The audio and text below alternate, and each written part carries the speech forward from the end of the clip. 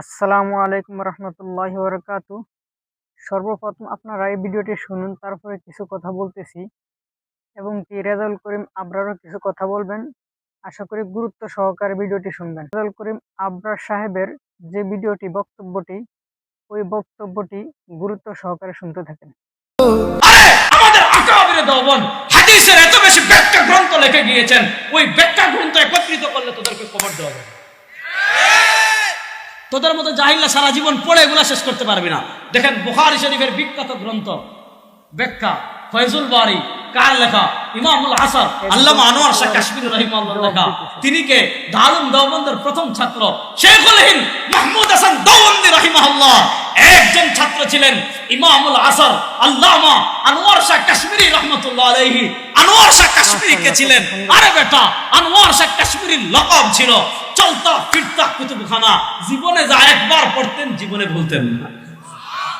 আনোয়ার শাহ কাশ্মীরি কত বড় ইমাম ছিলেন, কত বড় আলেম ছিলেন, জাহিলরা পড়ে না।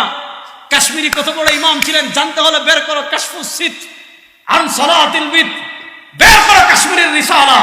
কাশ্মীরের ইলম জানতে চাও, আত-তাসরিহ বিমা তাওয়াতারা ফি নুজুলিল মাসিহ, বের করো কাশ্মীরের ইলম জানতে চাও। নাইলুল ফারকাদাইন বের করো। কাশ্মীরের ইলম জানতে চাও, বাসতুল ইয়াদাইন বের করো। কাশ্মীরের ইলম জানতে চাও, মাজমুআতুর রাসাইলিল কাশ্মীরি 4 খণ্ডে ছাপছে, আমার কাছে আছে, বের করেন। কাশ্মীরি রাহিমাহুল্লাহর ইলম জানতে চান, কাশ্মীরের দরসে বুখারীর তাকরীর লিখেছিলেন তারই ছাত্র বদর আলম মিরাটি রহমাতুল্লাহ আলাইহি ফয়জুল বারী, বের করেন। কাশ্মীরি রাহিমাহুল্লাহর ইলম জানতে চান, আমি আরেকটা তথ্য দিয়ে যাই। আমার বন্ধুবর মানে আমরা একসাথে পড়েছি, উনি এক মাদ্রাসায় আমি আরেক মাদ্রাসায়। বর্তমান তরুণদের ভিতর অনেক বড় মুহাক্কিক আলেম, এখন তিনি লন্ডনে আছেন। মাওলানা মাহফুজ আহমদ হাফিজাহুল্লাহ। তিনি 2 মাস 3 মাস আগে বাংলাদেশ আসছিলেন। আমি এয়ারপোর্ট গিয়েছি, তাকে রিসিভ করেছি। আলহামদুলিল্লাহ অনেক কথাবার্তা হয়েছে। এখনো তিনি লন্ডন আছেন, অনেক বড় মুহাক্কিক আলেম, অনেক কাজ করছেন। তো তিনি আমাদের বাইতুল মুকাররমের সাবেক খতিব ছিলেন আল্লামা উবাইদুল হক রাহিমাহুল্লাহ। তার বাবা ছিলেন আল্লামা জহুরুল হক রাহিমাহুল্লাহ। তিনি হাকিমুল উম্মত মুজাদ্দিদে দ্বীন ও মিল্লাত আল্লামা আশরাফ আলী থানভী রাহিমাহুল্লাহ খলিফা ছিলেন। আবার ইমামুল আসর আল্লামা আনোয়ার শাহ কাশ্মীরি রাহিমাহুল্লাহ ছাত্র ছিলেন। তো উনি কি করেছেন? কাশ্মীরি রাহিমাহুল্লাহ আবু দাউদের দর্স লিখেছিলেন। ওই আমাদের মাহফুজ ভাই এটা তাহকিক তালিক করে আল আমালি আলা সুনানি আবি দাউদ। কাশ্মীরি রাহিমাহুল্লাহর দর্সগুলো নতুন করে ছাপছে। আজকে যারা বলো দেওবন্দির হাদিস জানে না, তাকে বলবেন দেওবন্দির হাদিস জানে কি জানে না। কাশ্মীরি রাহিমাহুল্লাহর রাসাইলগুলো বের করো, দেওবন্দির হাদিস জানে কি জানে না।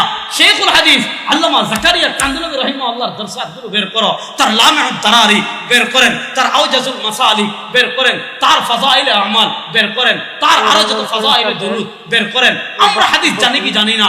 আরে বেটা, সারা দুনিয়া মুসলিম শরীফের সবচেয়ে বড় ব্যাখ্যা গ্রন্থ, সারা দুনিয়ায় মুসলিম শরীফের সবচেয়ে সমাদৃত যে 2-1টা ব্যাখ্যা গ্রন্থ আছে, তার ভিতর অন্যতম হলো ফাতহুল মুলহিম। এটা লিখেছেন কে?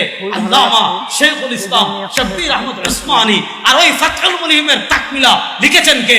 শেখুল ইসলাম জাস্টিস মুফতি মুহাম্মদ তাকি উসমানী হাফিজাহুল্লাহ। আরে বেটা জাহিল কোথাকার, দেওবন্দির হাদিস জানে কি জানে না। সারা দুনিয়া তিরমিজি শরীফের সবচেয়ে বড় ব্যাখ্যা গ্রন্থ যে 2-4টা আছে, তার ভিতর একটা হলো ইমামুল আসর মুহাদ্দিসুল আসর আল্লামা ইউসুফ বিন নুরি রহমতুল্লাহ আলাইহি। ইউসুফ বানুরি রহমতুল্লাহ আলাইহি কত বড় আলেম ছিলেন।